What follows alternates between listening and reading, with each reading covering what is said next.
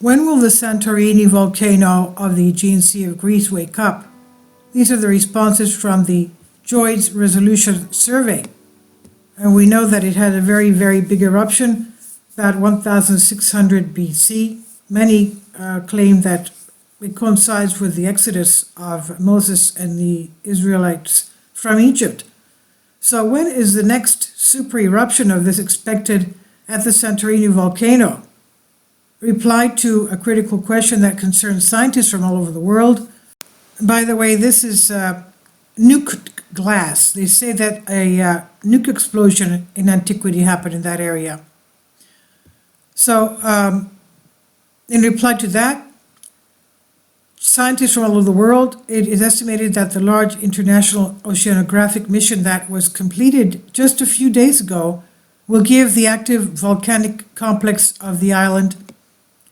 The research which lasted 2 months, was carried out with the help of the impressive Joides resolution, one of the largest oceanographic vessels in the world, which carries on board a special drilling rig mounted on a 62-meter-high crane bridge and houses specialized laboratories for on-site analysis by the bottom. At the same time, the scientific community is waiting for the recordings of the special instruments that were placed at the beginning of December for the first time underwater inside the Colombo volcano, according to the newspaper, the Greek newspaper, The News. And this is the center of the volcano. Now, the Joides resolution crew consists of 117 people coming from 9 countries around the world, started their journey in early December from Barcelona in Spain, and they arrived at Iraklion, Crete, February 10. Having executed 6 main subsea exploration wells and some secondary ones in the area between Amorgos and Christiana, and during their duration, hundreds of meters of sediment core were extracted from the seafloor, the biggest research investment in Greece. It took 10 years to approve the request to use the US-owned Joides resolution, which cost almost $50,000 a day to operate, and $500,000 in equipment. The expedition, which is the most important research investment in marine research in Greece to date, amounted to $25 million, had as the main scientist the volcanologist Tim Druitt from University of Clermont in France, who has also compiled the geological map of Santorini, and the German Dr. Stefan Kuterloff, while the Greek Dr. Paraskevino Mikou, deputy professor of the Department of Geology and Geoenvironment of ECPA, played a pivotal role.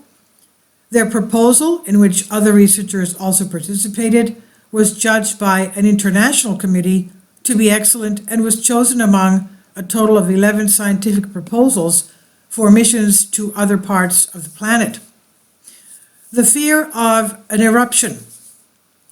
Commenting on the recent Guardian publication, which was subsequently revised, according to which the Colombo volcano northeast of Santorini is ready to erupt, Paraskevino Mikou explains to the News, denying the information that there was a misunderstanding. The publication was based, she said, on previous research of our own in which we studied the magma chambers under Columbus and which showed that the volcano is indeed active. It's active but shows no signs of activation. That's something different. Colombo volcano is, after all, under constant surveillance, she said. At the beginning of December, with an international research team led by ECPA, we installed, she said, innovative marine technology machines in Columbus, creating for the first time the Eastern Mediterranean, a shallow underwater volcanic observatory in the crater of the volcano. So if we knew everything, we would not be doing research missions like this or the Joides resolution mission that cost millions of dollars. Now, with these investigations, the geological history of Santorini is being written. 3 million years back in time.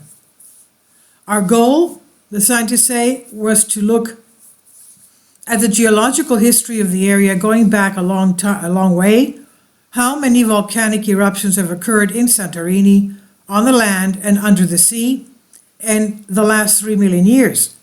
To study the geological history of volcanoes and through this to understand their periodicity, hence how many years do they erupt and what is the volume of these eruptions, Dr. Paraskevino Miku explained. We also wanted to better understand the tectonics of the area and understand how the intense seismic activity found there is linked to volcanism. We also tried to find out what the paleogeographical environment of the central Aegean deep in the sea was like. Were there any cracks? Have there been landslides? Finally, material was collected to explore the microbial life in the deep substratum in the Santorini caldera in order to identify microorganisms that influence the formation of important geological structures. A complete mobile university. Although in such missions it takes months for the results to be announced, Dr. Paraskevino Miku points out that we can say that we have achieved all our goals and that despite the difficulties we encounter, the investigations have yielded evidence.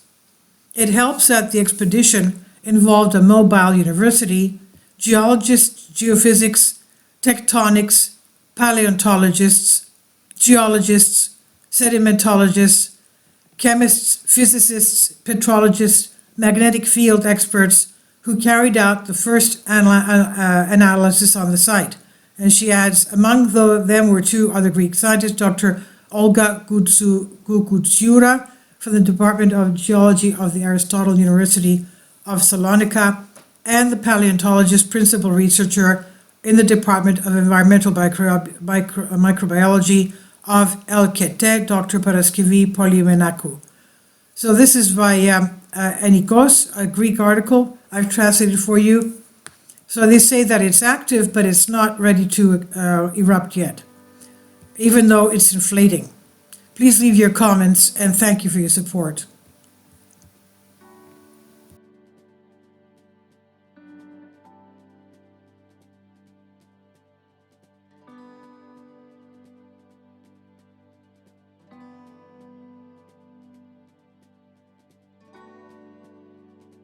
Kindly support my Patreon account. The daily posts are 5 videos daily, and they are totally different from what I have on my YouTube channel. Thank you so much for your support and that you find all my content so interesting. You'll find the Patreon account details in the description box.